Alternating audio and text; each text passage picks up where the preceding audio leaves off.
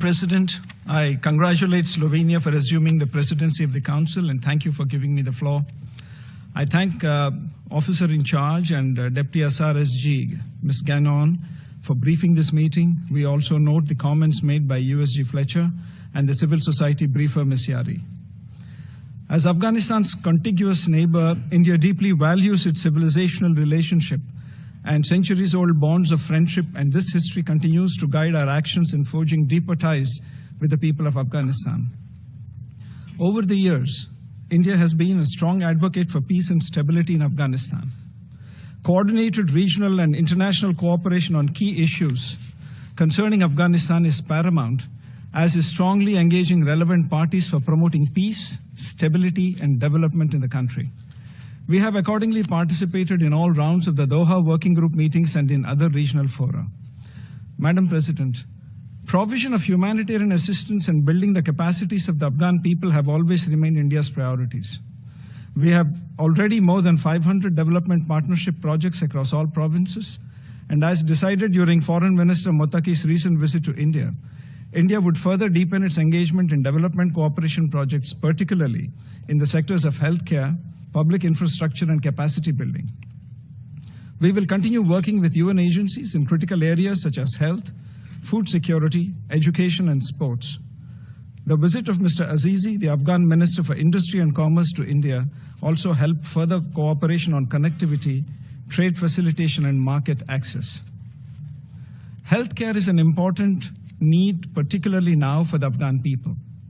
In this regard, India has undertaken the establishment of a thalassemia center, a modern diagnostic center, and a replacement of the heating system at the Indira Gandhi Institute of Child Health in Kabul.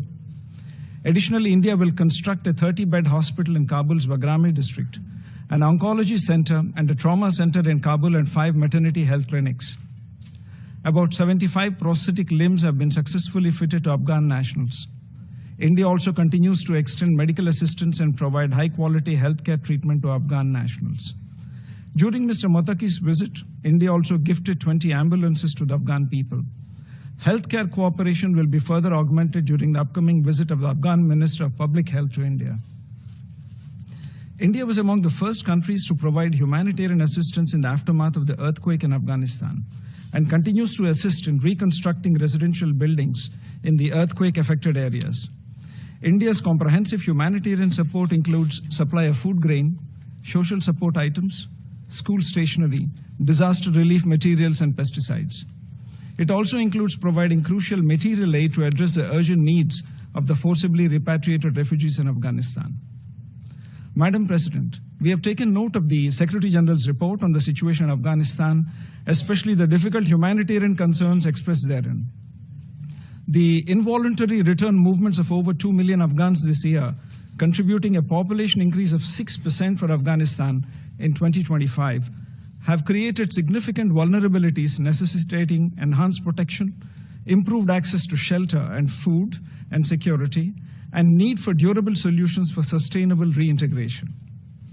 The Secretary General's report also highlights the severe humanitarian and economic impact resulting from recent border clashes and border crossing closures, displacing hundreds of families inside Afghanistan, disrupting vital trade, causing financial distress and widespread losses for farmers during the critical fruit harvest season, and threatening the livelihoods of the Afghan people. Member states this year issued the Awaza Political Declaration to address the unique challenges faced by landlocked developing countries, the LLDCs. It's incumbent on all not to weaponize trade and transit vulnerabilities. India echoes UNAMA's concern over airstrikes and condemns the killing of innocent women, children, and cricketers in Afghanistan. We add our voice to calls for paying full respect to the United Nations Charter and international law, with particular attention to protection of innocent civilians. We also note with grave concern the practice of trade and transit terrorism that the people of Afghanistan are being subjected to by the cynical closure of access for a landlocked country whose people are suffering numerous debilitating conditions since many years. These acts are in violation of WTO norms. Such open threats and acts of war against a fragile and vulnerable LLDC nation trying to rebuild in difficult circumstances constitute a blatant violation of the UN Charter and international law. While we condemn such acts, we also strongly support the territorial integrity, sovereignty, and independence of Afghanistan. India continues to closely monitor the security situation in Afghanistan. The international community must coordinate efforts towards ensuring that entities and individuals designated by the UN Security Council, the ISIL and Al-Qaeda and their affiliates, including the Lashkar-e-Taiba and the Jaish-e-Mohammed, and proxies of the LET such as the Resistance Front, along with those who facilitate their operations, are no longer indulge in cross-border terrorism.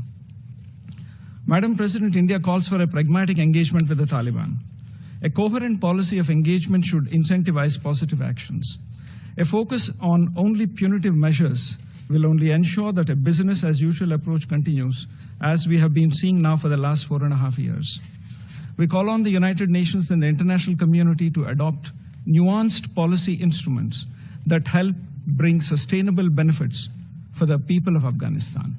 In conclusion, I would reiterate our commitment to meeting the development needs of the people of Afghanistan. The recent decision by my government of restoring the status of our technical mission in Kabul to that of an embassy underscores this resolve. We will continue our engagements with all stakeholders to augment our contribution to Afghanistan's comprehensive development, humanitarian assistance, and capacity building initiatives in keeping with the priorities and aspirations of Afghan society. I thank you, Madam President.